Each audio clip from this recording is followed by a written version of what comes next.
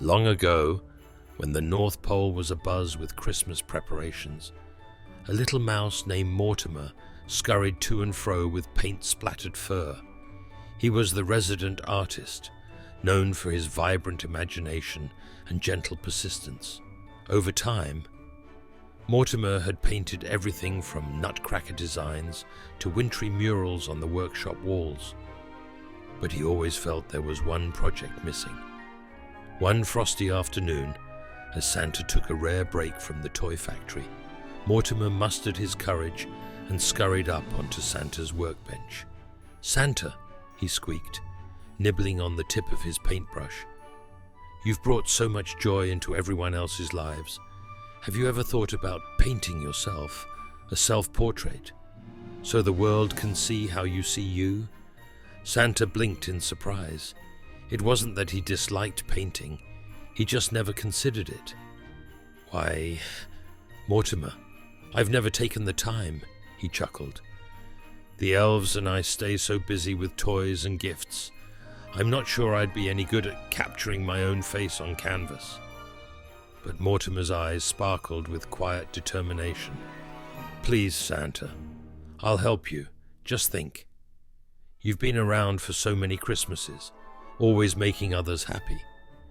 Wouldn't it be nice to create something for yourself, too?" Santa scratched his snowy beard, his cheeks turning pink. Finally, he gave a nod. "Let's do it, Mortimer.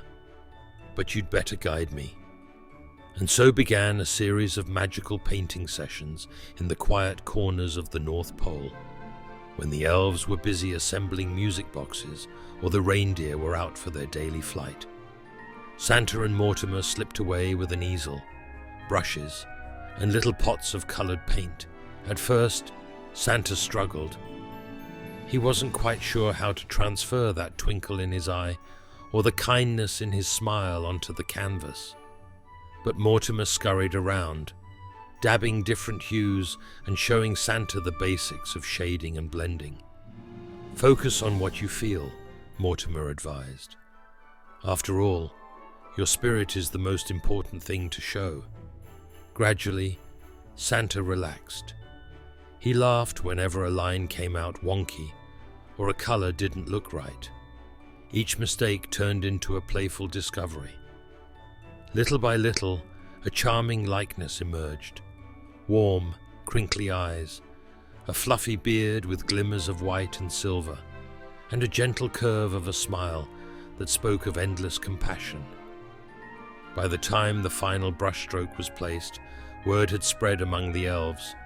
Santa was creating his very first self-portrait. They gathered around, craning their necks to admire it.